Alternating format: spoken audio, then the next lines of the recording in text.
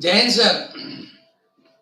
मैं air veteran corporal Mohan Arangan Chennai से।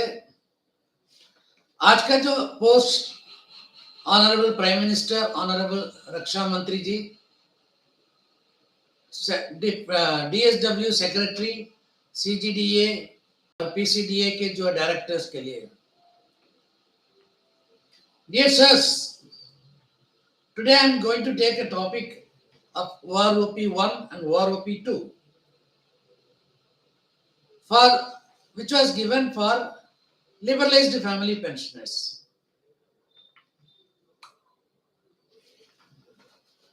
माननीय प्रधानमंत्री जी और माननीय रक्षा मंत्री जी, आप लोगों ने लगता है कि किसी टेबल को देखा नहीं है। इस देश के लिए अपना जान कुर्बान करने वाले जो है, चाहे वो सिपाही हो या कोई अफसर हो या कोई भी हो, सबको शहीद कहला जाता है। और सबको जो है, जब गैलेंट्री अवार्ड हो या कुछ भी जब दिया जाता है, उसमें कोई भेदभाव नहीं है। जान की कीमत में जो है कोई भेदभाव होता नहीं है। फिर भी आप लोगों को जो है, मेरे समझ में नहीं आ रहा कि आपकी नजर में ये कैसे नहीं आया, क्योंकि सबसे ज्यादा आप जो है नमन करते हैं, सबके मतलब ज्यादा आप रेस्पेक्ट देते हैं शहीदों के लिए, और उन वीर पुरुषों के लिए आपने जो है एक अपने टाइम का जो है एक वार मेमोरियल बनाया, जो नेशनल वार मेमोरियल के नाम पे बहुत मशहूर हो गया अभी। और जब भी आपको मौका मिलता है, या 26 जनवरी हो या 15 अगस्त हो या कभी भी टाइम मिलता हो, आप वहां जाके आप श्रद्धांजलि अर्पित करते हैं। एक गार्ड ऑफ ऑनर भी होता है, सब कुछ होता है। लेकिन जो असली बात जब देने की बात आई है ना, वहां पे आप लोग जो है पीछे हट गया, क्योंकि 2006 के बाद एक शहीद परिवारों का पेंशन कितना था 2014 तक, वो मैक्सिमम स्केल में था, मैक्सिमम स्केल में। और लेकिन ज्यादातर आप शहीदों का कहानी या शहीदों का हिस्ट्री आप देखोगे ना, उनकी टोटल सर्विस, एवरेज सर्विस 4 साल से ऊपर नहीं है। 4 साल 5 साल का सर्विस है एवरेज। और उन 5 साल वाले के, उन 5 साल का जो सर्विस किया, उनके साथ क्या नाइंसाफी हो आप जानते हैं। आज मैं आपको जो है एक कड़वी सच्चाई बताना चाहता हूं। आपको बुरा लगेगा ये सुनने में, लेकिन बताना मेरा फर्ज है। क्योंकि जब वन रैंक वन पेंशन एक इंस्टॉलमेंट में जब कोर्ट के आदेश आने के बाद जो है एमओडी से सर्कुलर जब निकला है, जब हमें कुछ मिल रहा है हवलदार तक, और 2016 के बाद के जेसीओस को, इन महापुरुषों की जो है वीर नारियां जो है, इनको आपने क्या दिया, इनको क्या दिया?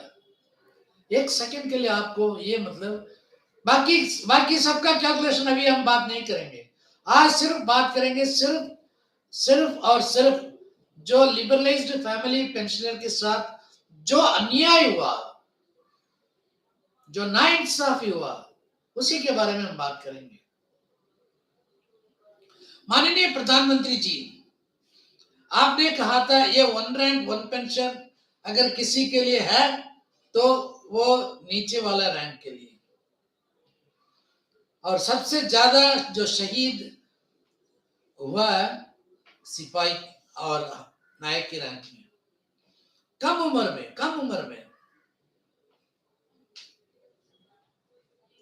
10,250 एक शहीद परिवार सिपाही की थे 2006 से लेके 2014 तक। लेकिन 2014 में जब ओआरओपी का टेबल जब निकला था, इनको ओआरओपी 1 में क्या मिला, आपको ये मतलब देखना बहुत जरूरी था। ये बहुत जरूरी था आपको देखना। और उसके बाद जो है 7th पे कमीशन आया, फिर उसके बाद अभी ओआरओपी 2 भी आ गया। माननीय प्रधानमंत्री जी जो शहीद परिवार है ना, जो 10,250 जो ले रहे थे, ए टू जेड, चाहे वो 6 साल का सिपाही हो या 20 साल का सिपाही हो, इनके साथ किस तरह हुआ। 1 रैंक 1 पेंशन 2 में इनको ज्यादा नहीं मिला, फिर ओआरओपी 1 रैंक 1 पेंशन के बाद जो है 7th पे कमीशन आया। 7th पे कमीशन के हिसाब से एक सिपाही का, यानी कि 8 साल तक का जब लेके चलते हैं, तो एक सिपाही का जो है 7th पे कमीशन के हिसाब से 31,791 वो ऑलरेडी ले रही है। आपने ओआरओपी 2 में उसको कितना दे रहे हो, 31,714, यानी कि आप दे नहीं रहे हो, कम हो गया। चलो पेंशन प्रोटेक्शन क्लास की वजह से आप कम नहीं कर सकते हो, जो ले रही है वो लेते रहेगी। एक रैंक है नायब सूबेदार, जो जेसीओ जो है सेकंड इन कमांड है जेसीओ। जो नायब सूबेदार जो है 7th पे कमीशन के अनुसार, मैं बता रहा हूं शहीद परिवार जो 7th पे कमीशन के अनुसार 55,214 ले रहा था, क्योंकि जेसीओ को जो है इतना पावर दिया गया, सेकंड इन कमांड, अगर कुछ हो जाता कमांडर ऑफिसर्स को, फिर मोर्चा संभालने वाला वो जेसीओ होता है, इसलिए जेसीओ को सारी पावर दिया हुआ था। वैसे ऐसे जो जेसीओ है उनके साथ क्या हुआ, जो नायब सूबेदार 55,214 जो ले रहा था ना 7th पे कमीशन की वजह से, उसको आपने कितना दिया अभी ओआरओपी में, 52,150। आपने कमाल की ओआरओपी 2 दिया उस शहीद परिवारों को, कमाल की ओआरओपी। बात उसके बाद आते हैं हम सूबेदार की बारी है। जो सूबेदार जो है 7th पे कमीशन में 63,055 रुपीज ले रहा था पेंशन, उसको आप कहां खड़ा कर दिया, 62,000 में, यानी कि उसका भी कम कर दिया। सूबेदार मेजर जो एक अफसर कमांडिंग के इक्वल माना जाता है ऑफ आर्मी में, जो कि सेकंड इन कमांड वही है, वो 67,052 उसको मिल रहा था। ये ओआरओपी 2 के बाद उसका पेंशन हो गया 66,800, 66,800, उसका भी कम हो गया। आपने ओआरओपी 2 जो दिया है कोर्ट के सब कुछ, फिर उसके बाद सब कुछ होने के बाद सिंगल पेमेंट, लेकिन आपने दिया क्या है। अब हम आपको दूसरा एक तस्वीर दिखाता हूं मैं। एक लेफ्टिनेंट कर्नल, क्योंकि आजकल लेफ्टिनेंट कर्नल जल्दी बन जाते हैं, तो इसलिए ना उन्हीं के हिसाब से करते हैं। जो लेफ्टिनेंट कर्नल जो है 2006 से वो ले रहा था 52,530। ओआरओपी में उसका कितना बढ़ा है, 52,530 से वो चला गया 69,530। कितने की बढ़ोतरी, 17,000 की बढ़ोतरी। चलो ठीक है, शहीद परिवार है, बढ़ना चाहिए। और वहां से जो है सेवंथ पे कमीशन में उसका जो है 2.57 मल्टीप्लीकेशन फैक्टर की वजह से जो है 1,78,693 एक लेफ्टिनेंट कर्नल की जो है शहीद परिवार, यानी कि उसकी बीवी या माँ, चाहे कोई भी हो सकता है, 1,78,693 उसका। अभी वॉर ओपी 2 में कितना बना? 1,90,800, यानी कि 12,000 का फर्क। यहां जेसीओ जवान को कुछ नहीं है, आरएसएस को जो है शहीद परिवार की जो है वॉर ओपी 2 में 12,000 रुपए का फर्क है, 12,200 रुपए का, एक लेफ्टिनेंट कर्नल का। आगे जाते हैं हम कर्नल के। जो कर्नल जो है वॉर ओपी 1 में जो 72,260 ले रहा था, 2.57 मल्टीप्लीकेशन फैक्टर के हिसाब से उसका हो गया था 1,83,709। अब ओआरओपी 2 में कितना उसका हो गया अभी? 2,09,700, यानी कि 26,000 का फर्क है। 26,000, सॉरी 2,01,700, तकरीबन जो है 18-19,000 का फर्क है। फिर आते हैं ब्रिगेडियर जो 1 रैंक 1 पेंशन में उसका 75,140 और 2.57 मल्टीप्लीकेशन फैक्टर करने से उसका बन गया था 1,93,110। और वॉर ओपी 2 में कहां पहुंच गया? 2,17,600, यानी कि समवेयर अराउंड 14,000 का फर्क है। माननीय प्रधानमंत्री जी, रक्षा मंत्री जी, मैं आपके माध्यम से विथ योर परमिशन मैं सीजीडीए या डीएसडब्ल्यू सेक्रेटरी सर या सीजीडीए पीसीडीए डायरेक्टर साहबों से मैं एक क्लैरिफिकेशन करना चाहता हूं। मैं सवाल पूछ नहीं सकता हूं, मैं जानता हूं मैं सवाल नहीं कर सकता हूं आप लोगों से, लेकिन क्लैरिफिकेशन तो मैं मांग सकता हूं। जब एक ऑफिसर्स के जो है 15,000, 16,000, 18,000 जो शहीद परिवारों का जब बढ़ गया, जेसीओ को एक पैसा भी नहीं बढ़ा है ना, माइनस में कैसे हो गया? ये कौन सा फार्मूला आपने अडॉप्ट किया है? अगर आप ये कहोगे कि मैक्सिमम एंड मिनिमम एवरेज हमने लिया है, तो इसका मतलब कोई मैक्सिमम मिनिमम नहीं है यहाँ पे। इसका मतलब मैक्सिमम मिनिमम जवानों के लिए नहीं था, मैक्सिमम मिनिमम सिर्फ ऑफिसर्स का था। कितने ऑफिसर्स जो है 2018 में शहीद हुआ? कितने जवान शहीद हुआ?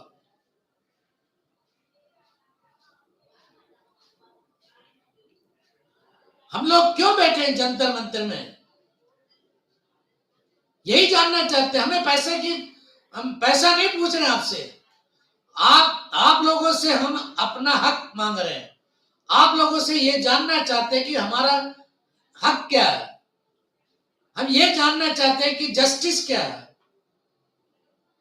ऑफिसर्स के 20%, 25%, 30% बढ़ जाता है पेंशन, और जवानों को क्यों नहीं बढ़ता?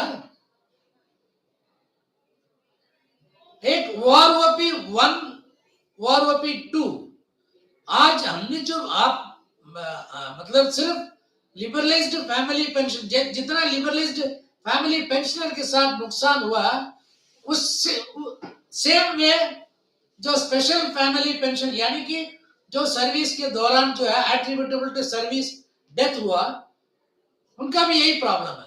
सिर्फ दो लोगों का हमने बात किया, सिर्फ 2 लोगों का।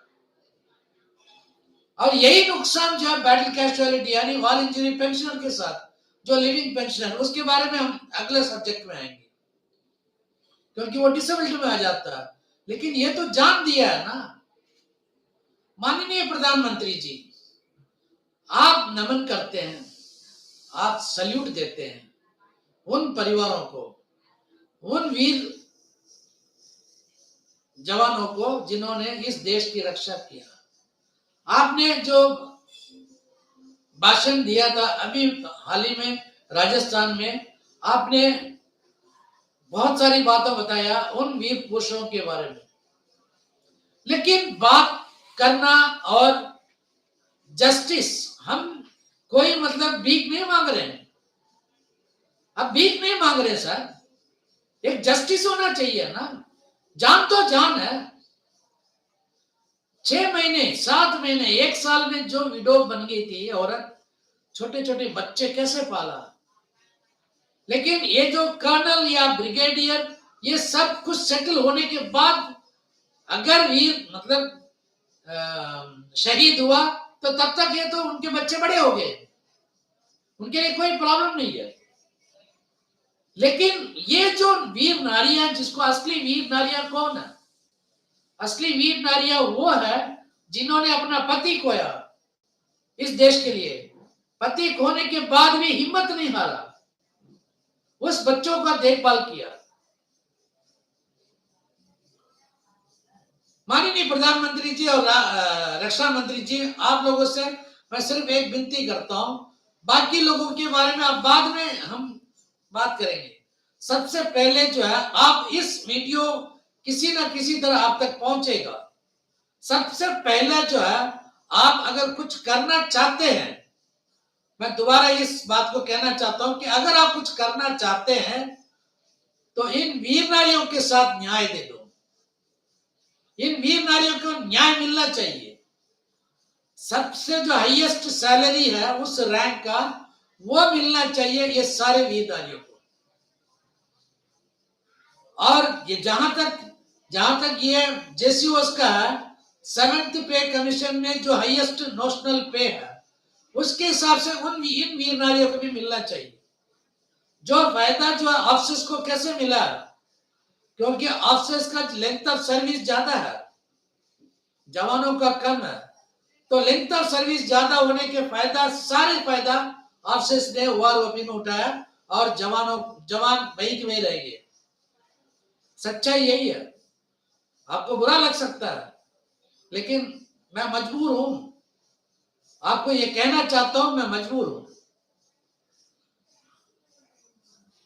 माननीय प्रधानमंत्री जी और रक्षा मंत्री जी, आप टेबल नंबर 560 503 500 501, ये सारे सर्कुलर्स बार बार चेंज हुआ था, लेकिन 560 के बाद डायरेक्ट आ गया सर्कुलर 555। आप पहले 560 में आप जान के देखो कि किस तरह का पेंशन दिया था पहले। उसमें कोई लेंथ ऑफ सर्विस नहीं, सिर्फ ग्रुप है, सबके लिए बराबर था पेंशन। लेकिन वारओपी में आपने उसको बदला। क्यों बदला हम नहीं जानते, क्योंकि सबसे लंबा सर्विस नहीं दे सकते, इसलिए मैक्सिमम ऑफ द स्केल में शहीद परिवार को जो दिया है, वैसे आप वारओपी 1 में भी आपको देना चाहिए। उसी के हिसाब से आपको 7th पे कमीशन बदलना चाहिए, और उसके बाद वारओपी 2 में भी हाईएस्ट ऑफ द हाईएस्ट शहीद परिवार को मिलना चाहिए। मैं हाथ जोड़ के विनती करता हूं, ये सबसे पहले इन लोगों के साथ आप न्याय कीजिए, वरना आपके जो है नमन करना या उन वीर पुरुषों को सल्यूट देना, उसमें कोई मतलब ही नहीं रहता, एक तरह का मजाक बन जाता हो। आई एम सॉरी, ये हकीकत है। आप लोग जो है ये सर्कुलर्स 560 555 और 7th पे कमीशन और उसके बाद 667 या मतलब 666, ये सारे सर्कुलर्स आप जब देखोगे आपको दूध की दूध पानी के पानी पता चल जाएगा। मैं उम्मीद करता हूं आपसे रिक्वेस्ट करता हूं, उन शहीद परिवारों को न्याय मिलना चाहिए। जय हिंद, वंदे मातरम, भारत माता की जय।